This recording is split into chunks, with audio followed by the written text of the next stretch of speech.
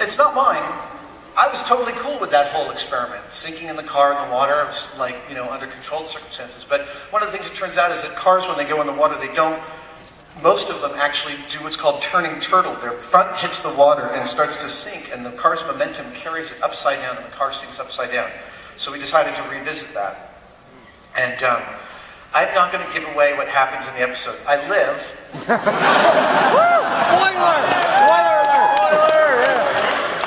And all of these safety procedures that Jamie and I thought through and put in place, everything worked perfectly. It still was the most terrifying thing I've ever done, and I've told my mom, this episode will air and you're never allowed to see it. My mom will have a nervous breakdown if she watches this. Help, oh, there we go. My mom will have a nervous breakdown if she's not allowed to see it. Yes? I heard you when you were on the Nerdist podcast live doing stand-up. Do you have any plans to do stand-up comedy again because you were awesome? Oh, thank you.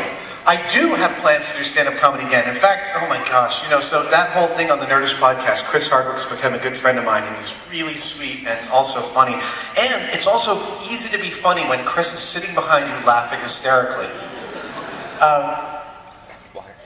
And that whole routine I did was all about talking to my sons about sex. My sons are 11 years old, so we're just about to get into the thick of that. In fact, actually, one of the problems I'm having right now from a standpoint of material is that they're giving me tremendous volumes of awesome material that I really am not going to embarrass them with until I think they're emancipated, honestly. I think I owe them that. It's so good, though, Over a couple of drinks, I'll tell the story, but not in public for a while. Yes, I do have plans to do more stand-up. So many of my favorite people, my favorite performers are stand-ups. There's a saying that good stand-up comedians always make good actors, but good actors don't always make good stand-up comedians, which is a mark that stand-up comedy is a higher art form. I think stand-up comedians are the ones making that argument.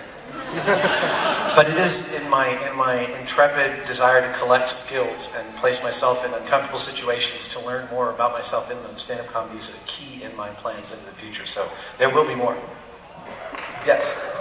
You have done some collaborative shows on the West Coast with Paul and Storm and a bunch of other people called Woodstock.